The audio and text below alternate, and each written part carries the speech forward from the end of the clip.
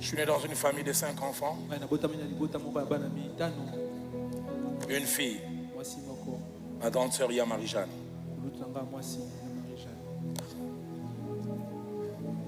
Marie-Jeanne a eu un parcours de vie pas facile.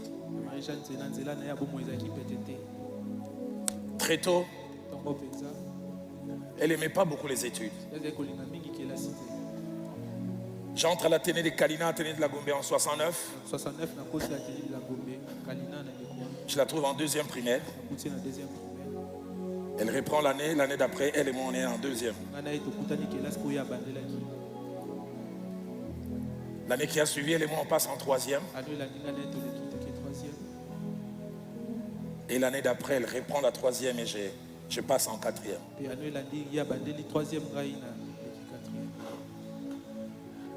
L'année qui a suivi, elle reprend encore la 3e, moi je passe en 5e. Et j'ai vu comment ma mère a commencé à la mépriser. Parce qu'elle n'allait pas loin dans les études. Plus tard, elle a son certificat difficilement. Moi j'ai eu mon certificat à 11 ans. Marie-Jeanne a eu son certificat à 15 ans. Elle va faire couper couture. Première année, 2e, 3e, elle arrête. Elle commence à vendre des choses au coin. Mon père ne voulait pas l'estimer que c'est. Elle était la honte de la famille ratée. 90. 1990. Ma grande soeur avait 29 ans et demi, elle tombe enceinte. Il y avait déjà la cellule de la banque chez nous. Et ce monsieur ne reconnaît pas directement la grossesse. Comment puis-je oublier ce jour de depuis 91? Ma grande soeur accouche chez les adventistes. Elle n'avait pas de layette. Une femme qui va accoucher m'invite. Le petit Dalo, j'ai gagné $100 à la borne. C'est moi qui ai acheté des couches.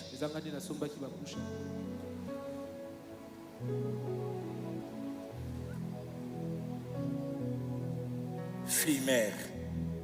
Fille-mère. Ces relations sont devenues difficiles avec ma mère parce que ma mère estimait qu'elle était la honte de la famille.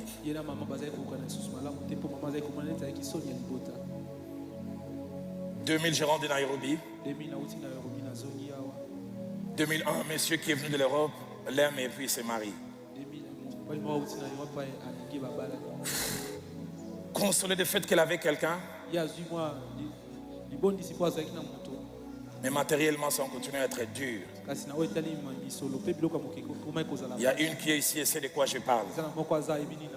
Combien de fois je n'ai pas eu honte quand j'ai appris que Marie-Jeanne est allée chercher une dette chez elle. Elle a dit je paierai. Elle ne paye pas et ça retombe sur moi.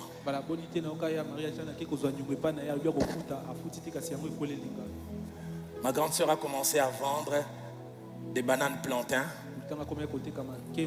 sur la route du Congo central. Combien de fois je revenais du Congo central, je voyais Marie-Jeanne en train de vendre des plantains, j'ai souffert, j'avais honte. Un jour j'ai passé et j'ai vu comment les militaires les chassaient. 2016, je suis aux États-Unis, on me dit son mari meurt. Marie-Jeanne retourne chez les parents. Quelle honte. Je vis mon père fondre. Un jour, il m'a dit ma seule fille. Papa est mort en 2022. Un jour de 2021, je vois un retraité de la SNEL, un homme hyper intelligent. Vous savez, les gens qui vous parlent des partis passés, nous partîmes, nous arrivâmes. Ma grande sœur ne parle pas bien français. Il vient me voir et dit, Dieu m'a révélé, Marie-Jeanne c'est mon épouse. Je l'ai regardé, je dis, papa, tu, Marie-Jeanne laquelle?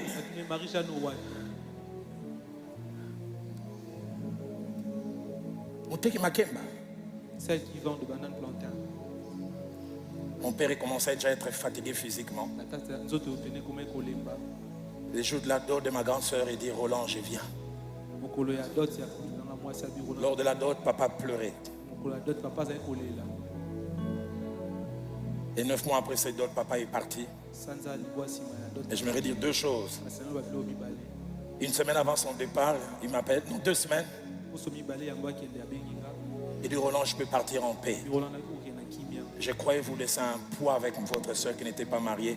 Je vois comment elle est heureuse. Mais deux choses que je voulais relater. Un jour, je suis sur le boulevard. Je vois une Jeep passer. Chauffeur devant, quelqu'un derrière. C'est Yam Marie-Jeanne.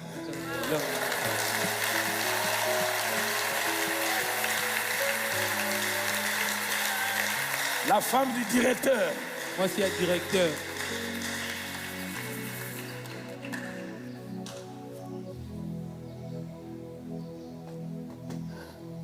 Il y a 2 ans, on a une cérémonie de mariage. Je voyais Marie-Jeanne rentrer dans les bras de cet homme.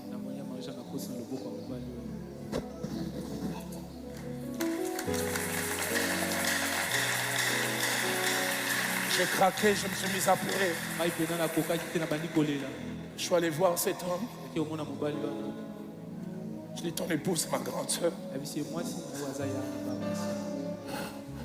Je vis avec depuis tout petit. Je ne l'ai jamais vue heureuse. À un moment, je croyais même que le bonheur, ce n'était pas son lot.